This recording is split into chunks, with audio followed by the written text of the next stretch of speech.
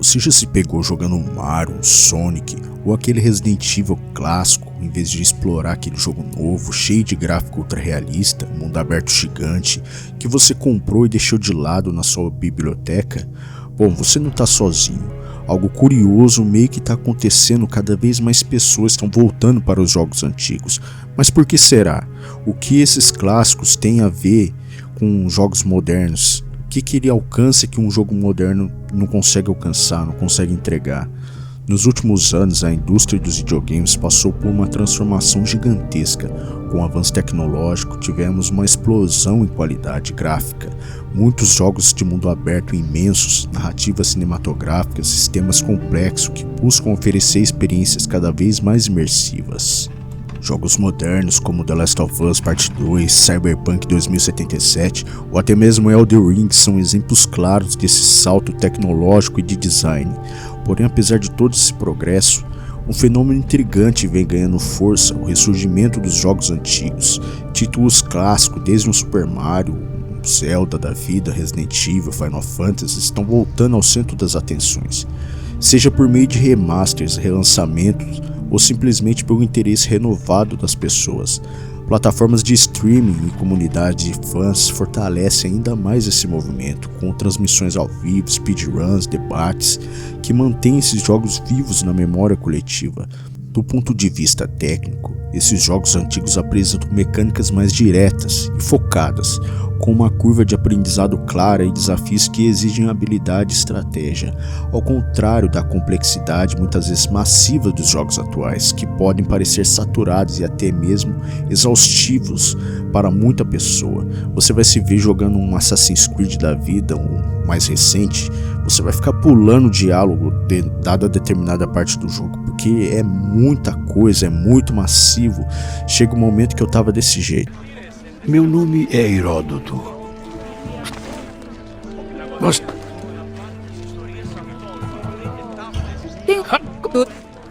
O fato das pessoas estarem preferindo jogar jogos antigos reflete uma busca de autenticidade, onde a diversão e o desafio são o foco principal, sem ter tantas distrações ou complicações. Essa tendência levanta uma questão sobre os rumos da indústria.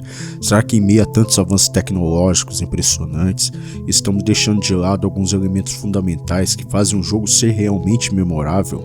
O que mais vemos hoje em dia são jogos cada vez mais genéricos e sem alma, que te faz avançar de um ponto A até o ponto B, tipo assim, porque sim, né? Jogos sem alma, feitos para agradar um público específico, para bater uma cota de diversidade, ao invés de trazer algo de qualidade. Here, vegetables. Thank you. So, I'm non-binary. What does that mean? It means I don't feel like a man or a woman. If you are neither a man nor a woman, then what are you? Non-binary. I just said, and I'm going to use they instead of she from now on. Empresas que focam em trazer games que custam agora 400 conto, mas sempre é o mesmo jogo 2, mais do mesmo, como eu tenho visto bastante falarem aí na internet. Quando você se tem uma vasta biblioteca ao seu dispor, você fica totalmente perdido, jogando tudo e nada ao mesmo tempo, fazendo, como muitos, inclusive eu, voltar aos clássicos da nostalgia. A nostalgia é um dos principais motores que levam as pessoas a revisitar jogos antigos. Para muitos, esses jogos representam uma fase da vida onde as preocupações eram menores, a diversão era simples e a experiência era simplesmente marcante. Além disso, revisitar esses jogos permite reviver momentos com amigos, familiares, reforçando vínculos sociais. Plataformas como Twitch e YouTube também alimentam essa nostalgia, com transmissões e vídeos que relembram momentos clássicos e ajudam a formar comunidades em torno desses títulos. Então a gente vê cada vez mais pessoas ingressando, jogando jogos antigos, acompanhando conteúdo sobre jogos antigos. É mais fácil você ver uma pessoa hoje em dia fazendo conteúdo sobre um Dark Souls da vida do que sobre esses jogos mais recentes que estão falando aí na internet. Se tem uma coisa que há bastante discordância é sobre a jogabilidade. Para mim, a jogabilidade é o ponto vital fundamental de um jogo. É o principal, é o néctar, é a cereja em cima do bolo. A jogabilidade de jogos antigos era simples, desafiadora, ao contrário de muitos modernos que buscam a complexidade por meio de mundos abertos gigantes e vazios. Por mais que jogos antigos sejam realmente simples, não significa que falta desafio. Jogos como Mega Man, Castlevania, Dark Souls são famosos pela dificuldade que exige uma certa habilidade do jogador, paciência e um aprendizado contínuo. Essa combinação de simplicidade mecânica e um desafio genuíno atrai os jogadores, pessoas que buscam uma sensação clara de conquista e domínio. E com o preço atual dos jogos, as pessoas meio que têm se refugiado em jogos retrôs. O movimento não é só uma questão individual, mas é uma cultura que continua vibrante e ativa. Eventos, fóruns, fanarts, mods, speedruns são algumas formas como essa comunidade mantém vivo o interesse pelos jogos clássicos. E ainda mais hoje em dia, nunca foi tão fácil uma pessoa poder jogar um jogo retrô como é hoje.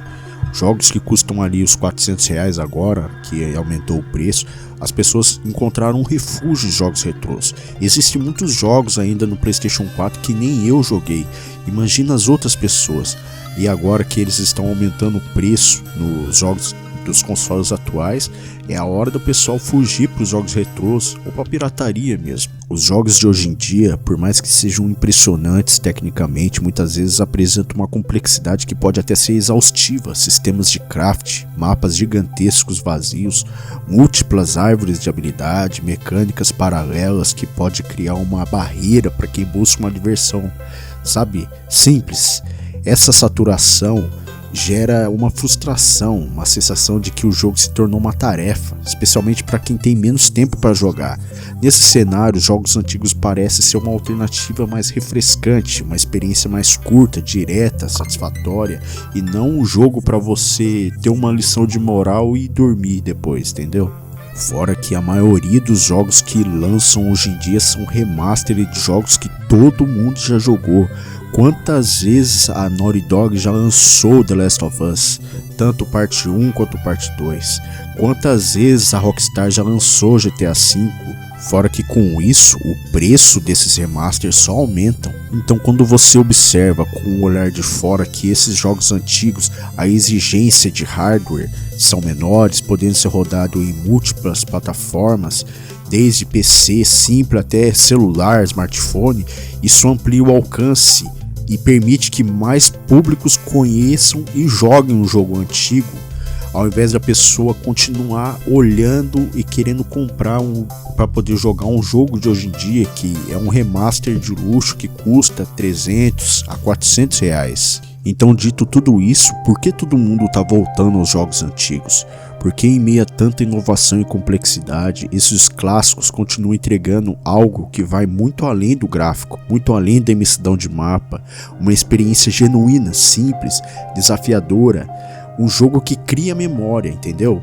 Um jogo que tem alma.